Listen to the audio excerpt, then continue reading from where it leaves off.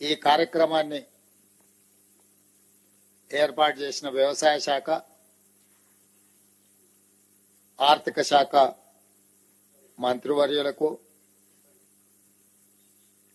ఇందులో పాల్గొన్న శాసన మండలి చైర్మన్ గా పెద్దలు గుత్తా సుఖేందర్ రెడ్డి గారు, అసెంబ్లీ స్పీకర్ శ్రీ గడ్డం ప్రసాద్ గారు, మంత్రివర్యులు ఉత్తమ్ కుమార్ రెడ్డి గారు, దుద్దిల్ల శ్రీధర్ బాబు గారు, రెవెన్యూ మంత్రి పొంగులేటి శ్రీనివాస్ రెడ్డి గారు, ట్రాన్స్పోర్ట్ మినిస్టర్ పొన్నం ప్రభాకర్ గారు,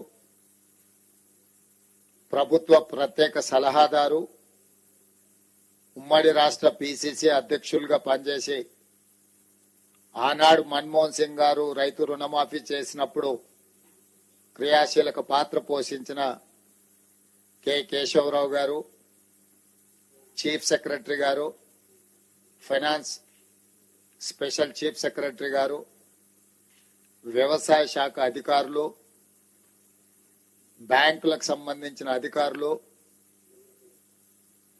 వివిధ ప్రాంతాల నుంచి వచ్చిన రైతులు, దాదాపుగా 577 రైతు వేదికల దగ్గర ఈ కార్యక్రమంలో పాల్గొనడానికి విచ్చేసిన వేలాది మంది తెలంగాణ రైతులకు మనస్ఫూర్తిగా కాంగ్రెస్ పార్టీ పక్షాన, తెలంగాణ ప్రభుత్వం పక్షాన కృతజ్ఞతలు తెలియజేస్తున్నా.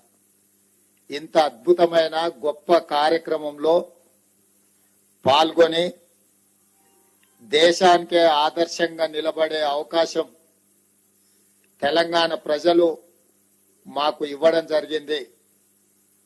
మా అధికారులు, మా మంత్రివర్గ సహచరుల యొక్క సంపూర్ణ సహకారంతో ఇచ్చిన మాట నిలబెట్టుకునే విధంగా కాంగ్రెస్ పార్టీ మాట ఇస్తే అది శిలాశాసనం అని మరొక్కసారి రుజువైంది.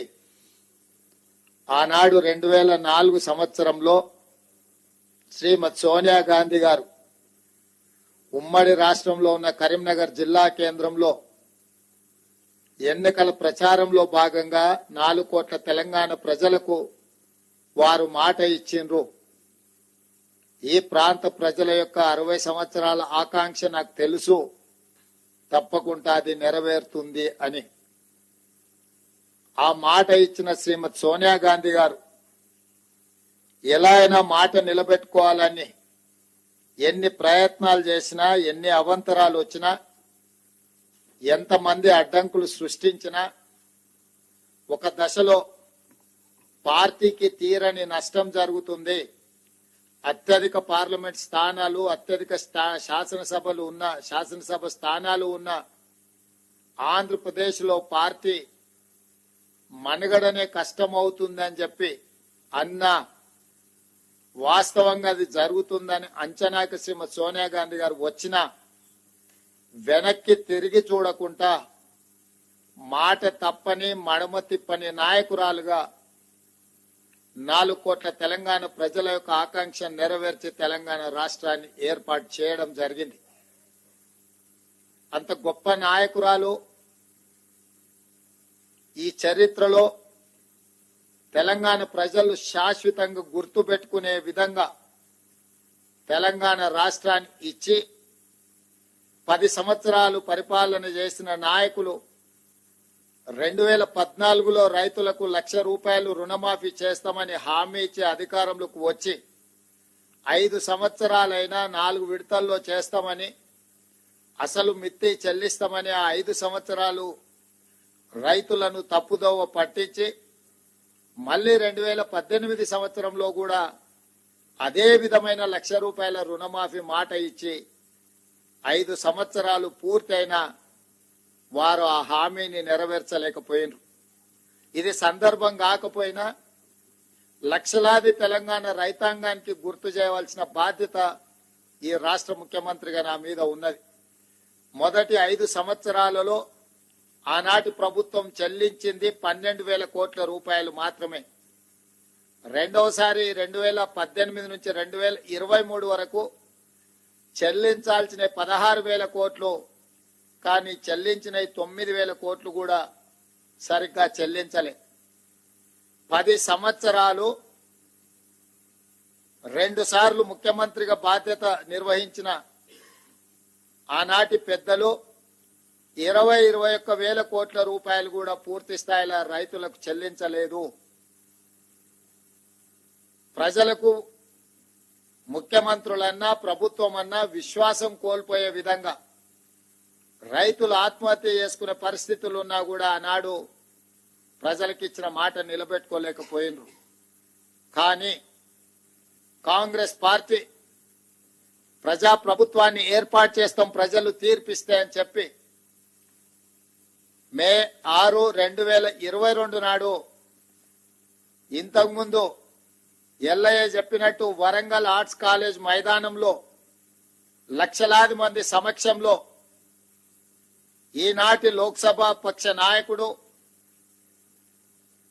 కాంగ్రెస్ పార్టీ మాజీ అధ్యక్షులు శ్రీ రాహుల్ గాంధీ గారు ముఖ్య అతిథులుగా పాల్గొని లక్షలాది మంది రైతుల సమక్షంలో వరంగల్ డిక్లరేషన్ పేరు మీద రైతులకు 2 లక్షల రూపాయల రుణమాఫీ చేస్తామని మొట్టమొదట వారు హామీ ఇవ్వడం జరిగింది. రైతు డిక్లరేషన్ లో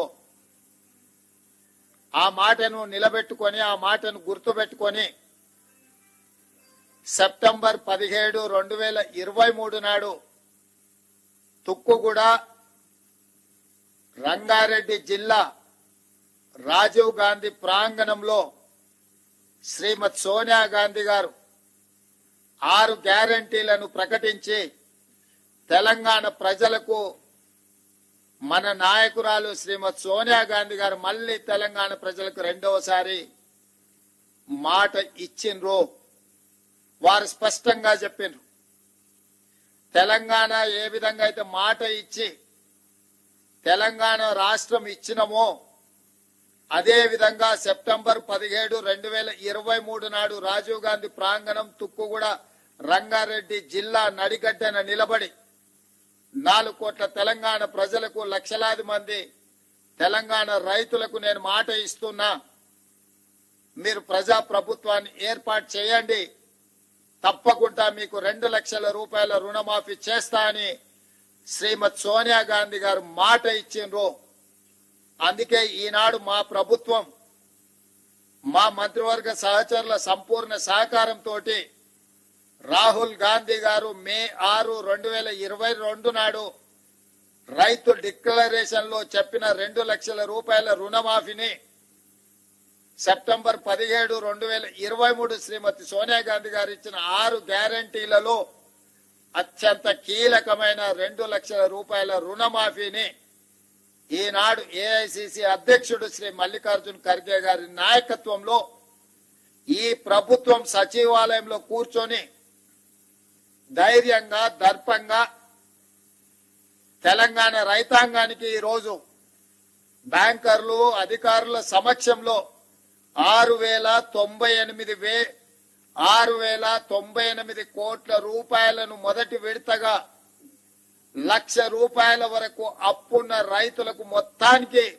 ఈ రోజు మీ ఖాతాలో జమ చేసి రైతు రుణ విముక్తి కలిగించి మీరు ఎలాంటి అప్పులు బ్యాంకులో ఉండకుండా మీ పాస్ పుస్తకాలు మీకు వచ్చే విధంగా ఈ రోజు కార్యక్రమాన్ని చేపట్టడం జరిగింది.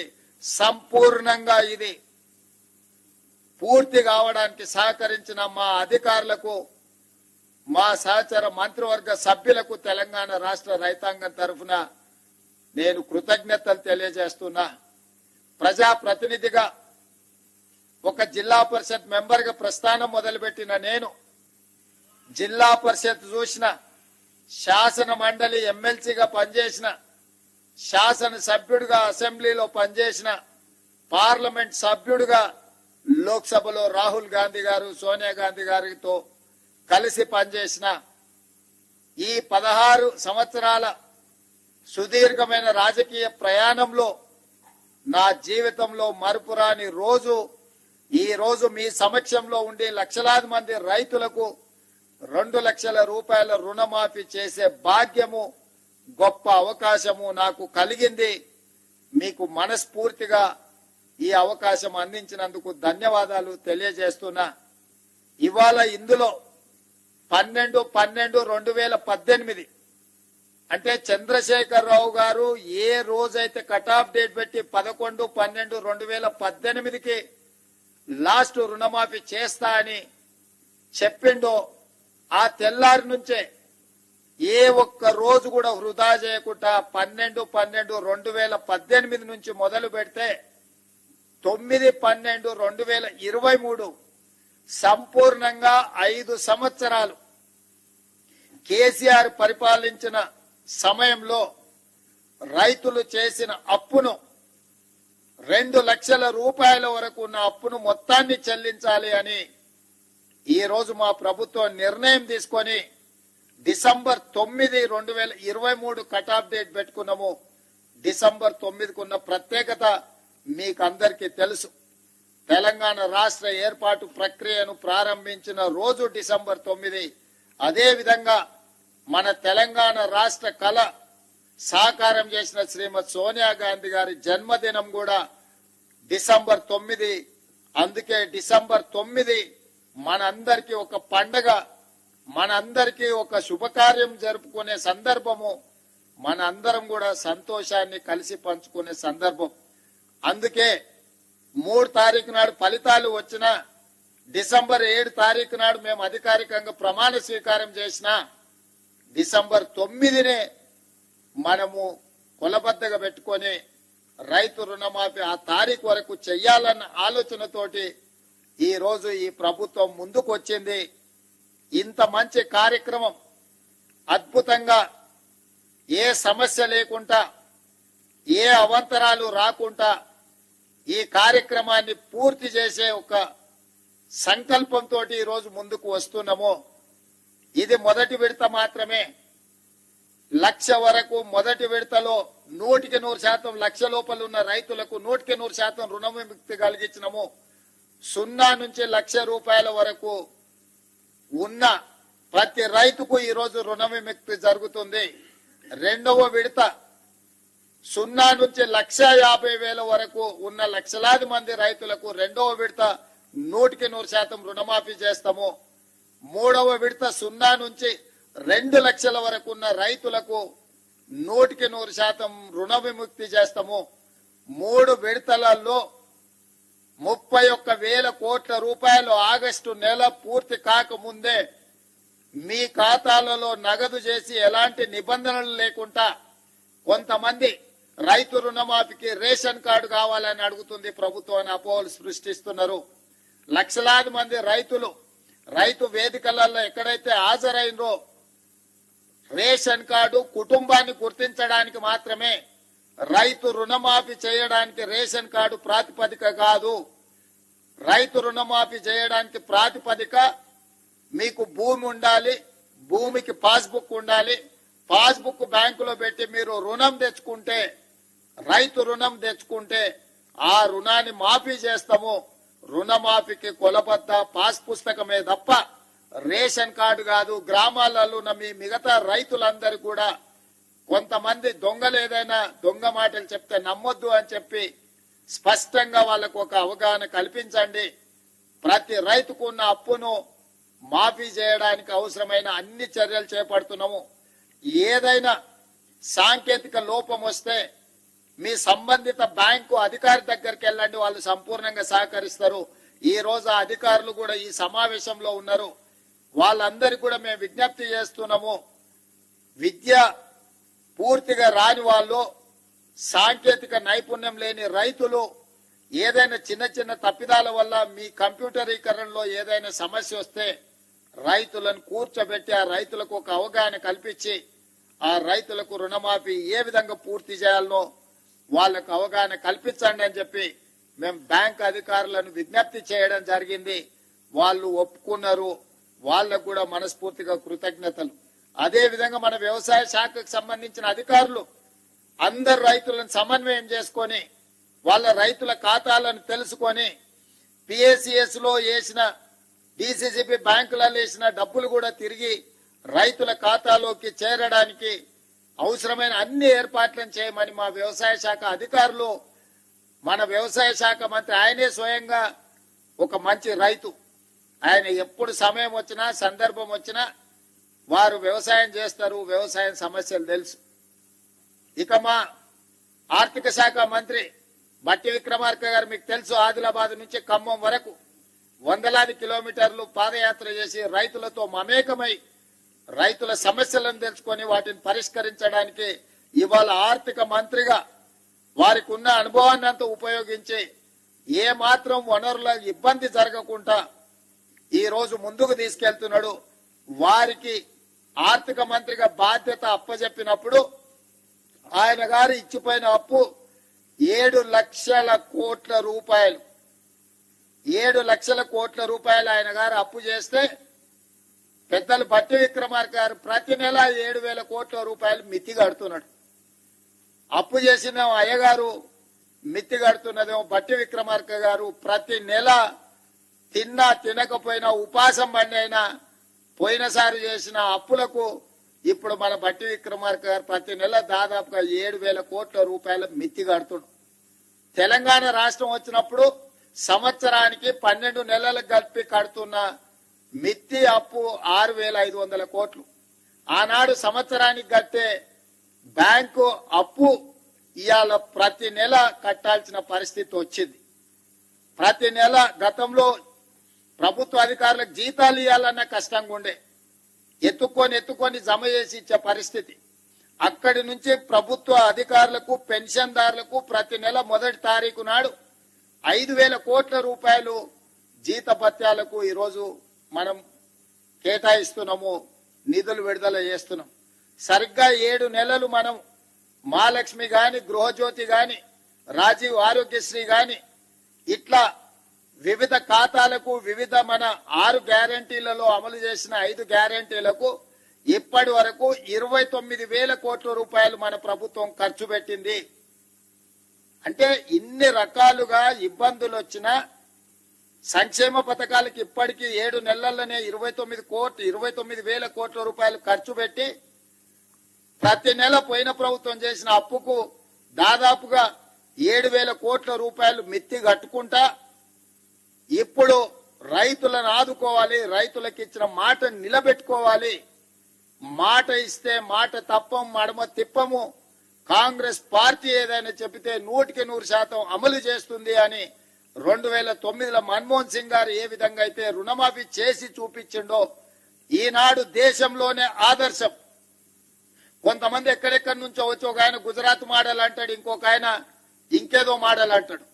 ఇవాళ ఈ దేశంలో ఉండే కోట్లాది మంది రైతులకు, రాజకీయ పార్టీలకు తెలంగాణ మోడల్ ఆదర్శంగా నిలబడబోతుంది. తెలంగాణ రాష్ట్రం మాట ఇచ్చి రైతులకు 2 లక్షల రూపాయల రుణమాఫీ ఏకకాలంలో అధికారంలోకి వచ్చిన మొదటి 8 నెలల లోపలనే శ్రీమతి సోనియా గాంధీ గారు, శ్రీ రాహుల్ గాంధీ గారు ఇచ్చిన మాట నిలబెట్టుకొని ఈ రోజు దేశంలోనే ఆదర్శమైన ప్రభుత్వంగా తెలంగాణ మోడల్ గా ఈ రోజు మనము నిలబడ్డము. వ్యవసాయం దండుగ కాదు, వ్యవసాయం పండుగని నిరూపించినాం. రైతుల కోసమే ఈ ప్రభుత్వం ఉన్నది, రైతును రాజును చేయడమే ఈ ప్రభుత్వం యొక్క లక్ష్యం.